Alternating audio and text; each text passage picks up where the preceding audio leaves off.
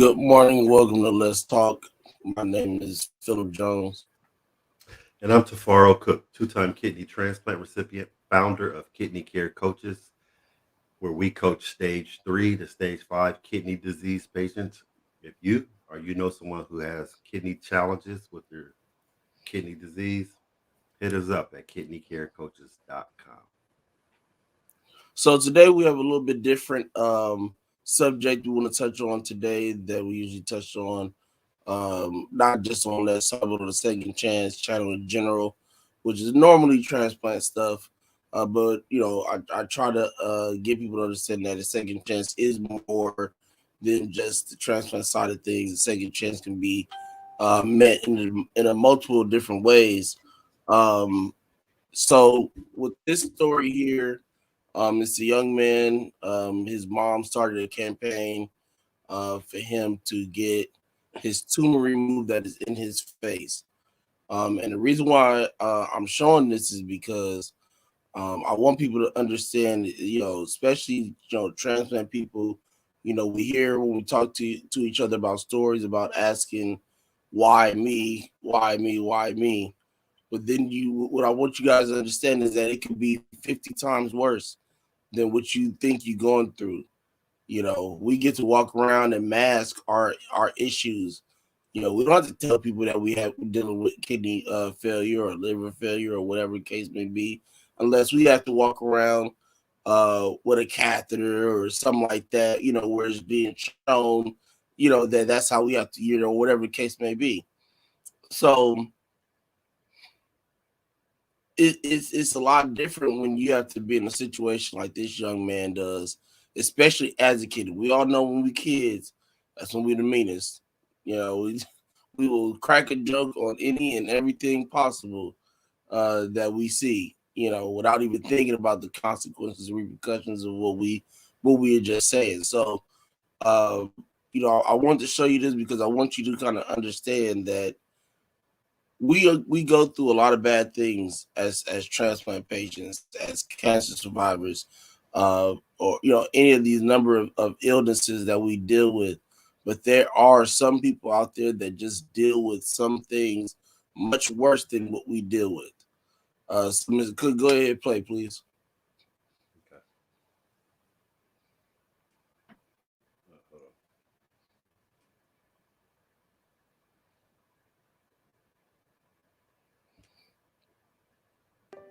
He's normal, just like any other little boy. Sorry. I know the last time I took him to a park, there were some kids that told him he looked like a monster. So, and he hadn't been back to that park ever since. So I had to tell him that I had to tell him that he's not a monster. He's just been through a lot. He goes through a lot.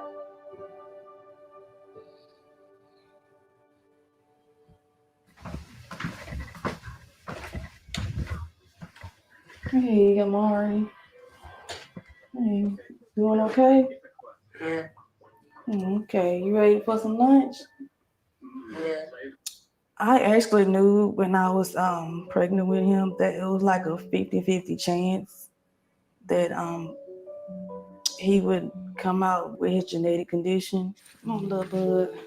Amari has a condition called NF type 1, which is incurable, and which causes tumors and throughout his skeletal and nervous system. So it just caused a lot of problems throughout his body, which the growths can come up anywhere on his body.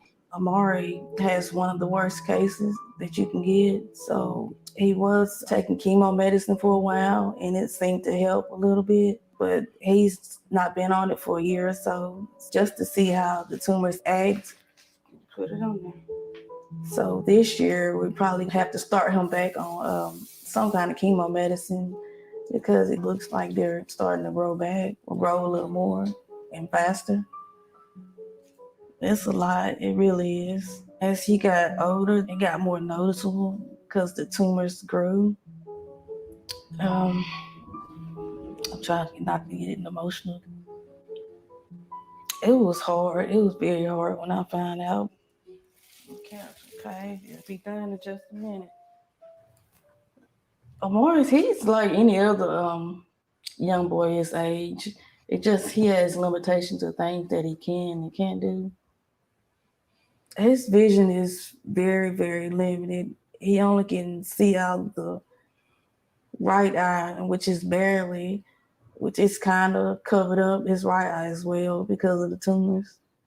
So it makes it hard for him to do certain things. Like he loves football, but he really can't get out there and play like everybody else because of his tumors. He really doesn't act like he have a genetic condition or anything because I look at him as a normal child. 2017, Amari got to meet the Harlem Globetrotters in Huntsville, Alabama, and he got a autographed jersey and a basketball as well. But he had a great time that day. He really did. He smiled the whole way there and all the way home. I was overjoyed because he still talks about it to this day. I have to pull the tape up, okay? So you can eat. We're getting ready for EJ and Louis, Amari's cousin, to come over. When they come over, we're gonna probably go to the park somewhere and let them just have some fun together and spend some time together at the park. Hey, babies. Hey, my loves. Look at that. Now pray that something can be done. It's hard. It really is. You know what jacket you gonna wear? Amari, he mostly plays with his two cousins. So he really doesn't really get out a whole lot. We just like to have fun with our family and our cousin of mine. I know he has a genetic condition. I like hanging out with just the same. I like hanging out just the way he is. I doesn't seem any different.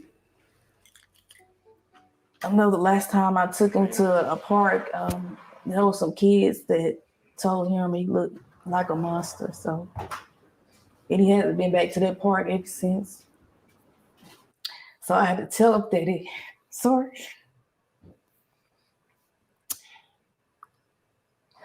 I had to tell him that he's not a monster.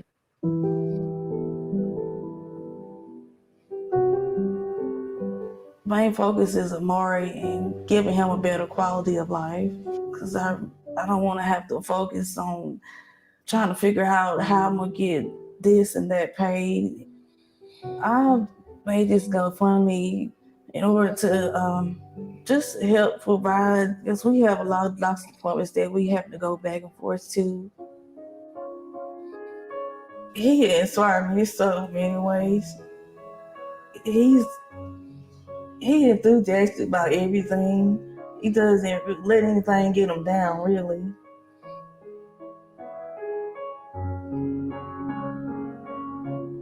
I just only can hope that they find something that can really, really help him tremendously down the line. That can maybe even take all the tumors away. That would be a blessing right there.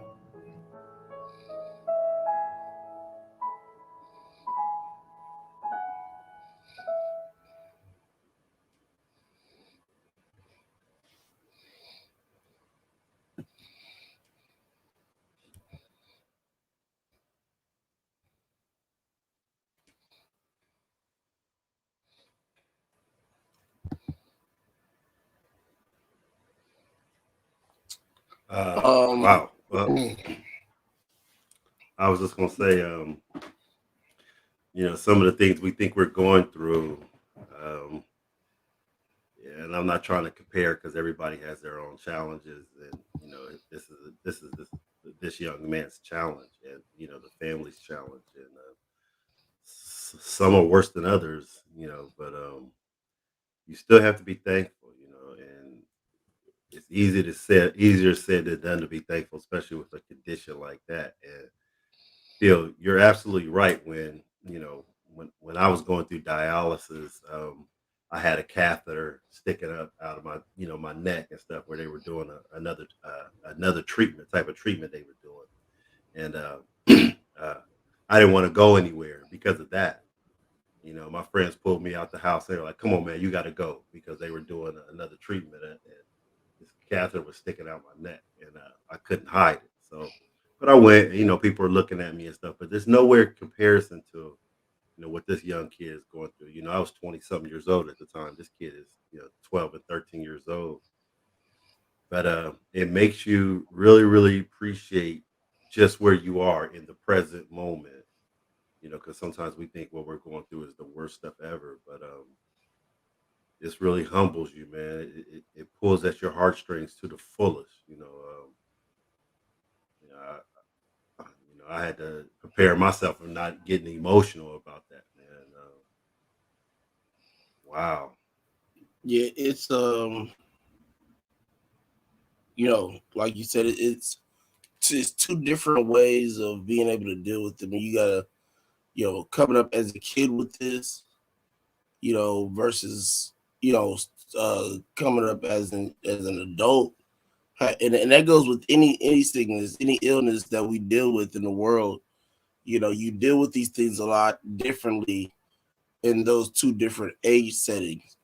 Like for me, I know when I was younger, we like you and myself, we had to deal with this in a different age group. So like you said, you was 18, 20, started off with your kidney disease. I started off at 4, so for me, I was able to have that chance to adapt over time into my life and what it could be and what it should be, and to make the changes I needed to throughout school, go to school, do what I needed to do, get my education and stuff like that. When it's a lot different when you're 18, 20 years old, and luckily you were already in school. You had that mindset of education and work ethic and stuff like that. Imagine if that happened to somebody that don't have those teachings in their life. They got a completely different way of having to live now. Like they're dealing with this health issue. It's not going to be the easiest thing to find a job or anything like that. I mean, and again, you gotta when you deal with stuff like we can mask our issues, right? You don't have to walk around with a sign on your back or nothing like that that says, "Hey, I'm dealing with kidney failure. I'm dealing with liver failure," or whatever. That young man has to walk around with his tumor on his face until he possibly gets it fixed. And one thing I could definitely say though is, when you're a kid going through stuff like that, because I had a friend that had well, he was a friend. We knew each other and everything, and he had that same kind of stuff. They used to, we'll call him, crazy names and stuff like that. And I told my dad about when I was young, and my dad explained to me, what was going on. So he was, my dad, he was that type of father figure who could explain stuff to you and make you realize that, how blessed, how thankful you are, and this is just a condition. But one thing I can say about kids like that, and when they get it young, is they're so humble and so happy that they just act like normal kids, like they don't even see anything wrong with them. I had a buddy that had cerebral palsy, and he is my true friend to this day. And I met him when I was 5 years old. He's still my boy, and he walked funny, but I never looked at him different because we just kicked it all the time. He fight, we do whatever, or spend over each other's house, do whatever. right. And he was just a normal dude. To somebody from the outside looked at him, they would look at him and go, "Oh, why he walked like that?" But the point I'm making is he was resilient, and I'm pretty sure that Amar is a resilient kid. Like sometimes these kids, when they having fun doing their thing, they're not even noticing other people. They just be into what they're doing and stuff like that. So, and I'm not making it easier or saying it's easy. But I'm just saying these kids are strong when they go through things like And, that. my head goes off to his mom. Uh, for being as strong as she is, and try to keep him in a good place mentally with who he is as a person, and how to get through life, even dealing with the situation that he has to deal with every day. she's still there, still has his back 100%. It's kind of how am I gonna put this? Um, she wants him to kind of understand that sometimes things just happen, but there's nothing wrong with you. You know one thing I Yeah. like? I like what Bella said too about his cousins. His cousins is over there playing with him, kicking with him, and stuff like that.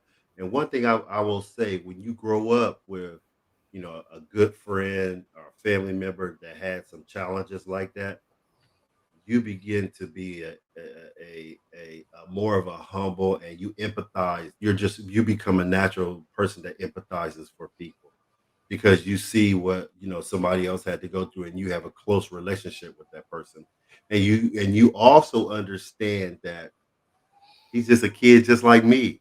He just got a little different, he got a different situation, but he's just a kid just like me. He like football. We talk about the games, we talk about what's on TV. We played, whatever, they might talk about girls, whatever. But he's just a kid just like you, just has a different challenges.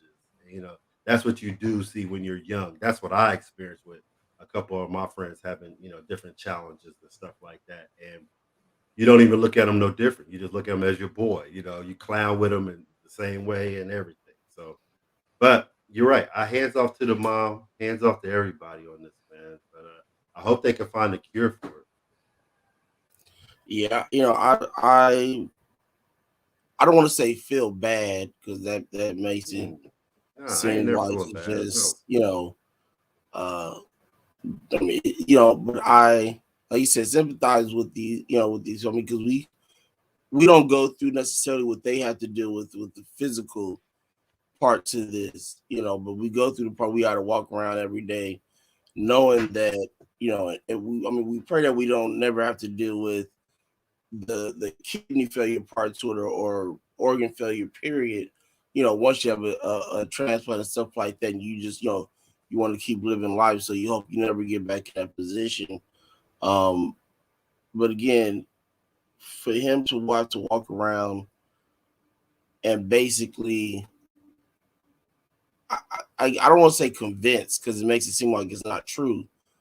But I think when we go through things like this, we do kind of have to convince ourselves there's nothing wrong with us. We normal just like everybody else. Might have a slight twitch, with what's going on with our life, but everything's the same. And I feel like him as a person, what's going on, Mr. Williams? Appreciate you joining us. Um, you know, he can do the same thing that most everybody else does in the world. He may not be able to go out there and play tackle football or anything like that. These physical sports or stuff like that. But he can still go out, go to the mall, things like that. But it also takes like you said, people like that have had friends like that understand ain't nothing wrong with that person. They just dealing with some minor issues or whatever the case may be, and keep it on You pushing and start let them looking at keep it them on. as again, you start looking at the person as a human. From the outside, you might have some kids saying, he look like a monster, this, and that.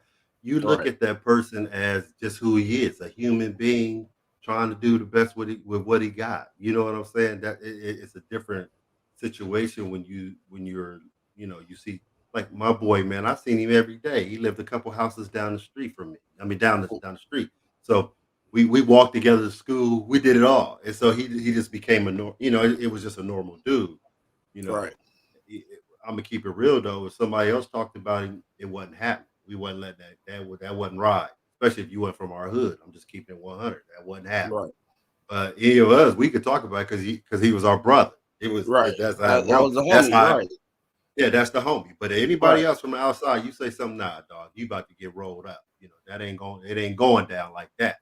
And that was our boy. But like again, though, he talked about girls. He talked about football. He did the same stuff we did. He just had a little different challenge going on. right. And that's just how I look at it. And I believe his cousins and stuff look at him the same way like that too. Yeah, man. But and that goes back to a lot to something I touch on a lot. That's just great parenting. on this young man's part, on your father and mother's part, that's just good parenting and teaching your child how to go the right way about living life, how to be a child and be able to. Just because you're a child doesn't mean that you can't be effective in someone's life. And I believe that because there's a lot of people that I've known in time that didn't even know that I had kidney disease that played a vital part in me, growing up as a kid, and things like that. So, any of you parents out there, man, teach your kids early to see people for who they are on the inside, not necessarily the outside, because you never know what blessings you turn away from yourself or that person. You may be that person that particular person needs to have in their life, whether it's just a friend, somebody to talk to, whatever the case may be. So, the point to this was to reevaluate how your life is. Don't automatically feel so sorry for yourself. We have to learn how to keep pushing and keep thriving to get through what we deal with. A lot of we deal with dialysis, in center or home dialysis, or we deal with, breathing problems if you have cystic fibrosis or, dealing with, having to have a LVAD and you stuck in a hospital, things that nature like that. But please understand that it can be so much worse than that. So much worse than that. So be grateful for what you do have. Be grateful for what's coming to you. And you'll see you start to adjust to things a lot easier. So again, thanks for joining us on Let's Talk. We'll be back tomorrow morning. Around the same time. We try to do it. If nothing else, we try to make sure we do stay between 10 and 11 o'clock Pacific time. If nothing else, sometimes we're a little off at 10 o'clock, but we still try to keep it in that same time frame. So hope to see you back here in the morning and after this, and then also on the weekend. So have a great one, and we'll see you tomorrow.